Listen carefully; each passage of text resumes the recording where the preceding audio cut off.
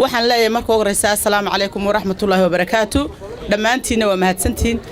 waxa farxad weyn ah maanta halkan inuu ku naloogu furo gurigan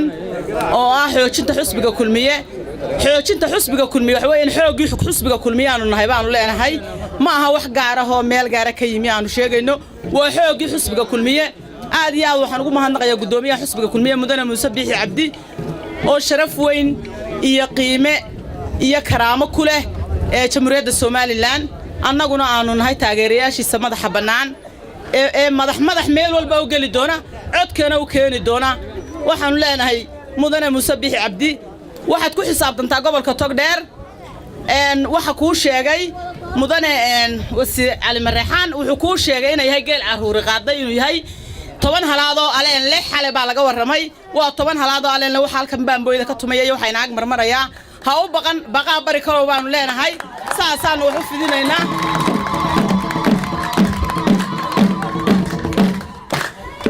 anigu waxaan nahay kaadiriinta gobolka Togdheer haddaan hayaan waa Amina Xasan Sabata raag waxaan ku ballan qaadayaa bari intuu ka tiranayo Sooliya Sanaag ilaa dhahar meel kasta inaanu codkayagu uu yahay mudane Muuse Biixi Cabdi cid kalena aanu hayn baanu ballan qaadaynaa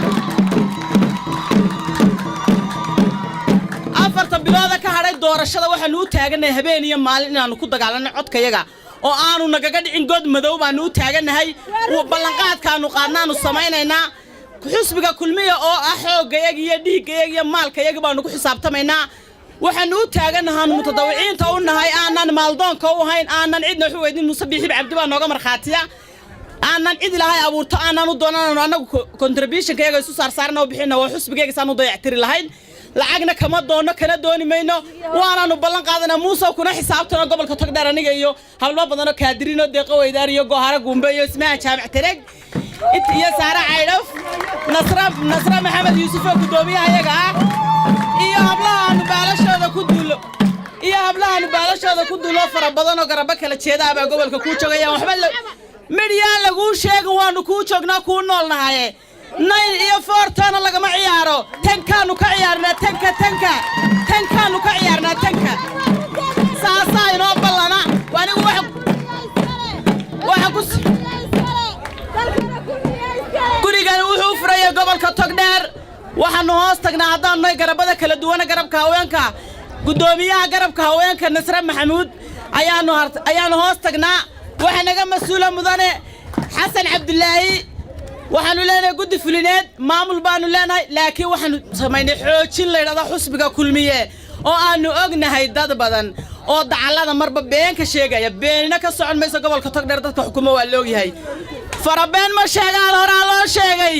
reeraha ku dhashay waa la yaqaan gobolka Togdheer taaganaanu nahay anagana heegan waa ku xisaabtan Muuse oo yaan been lagu sheegay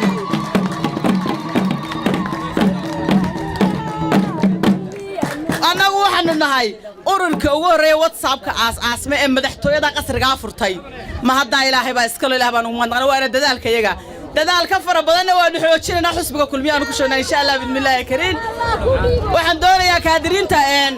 kaadiriinta gobolka Togdheer xusbiga kulmiye gabadh fanaanada inaan u dhiibo oo Muuse amaanaysa ana markaa iska leeho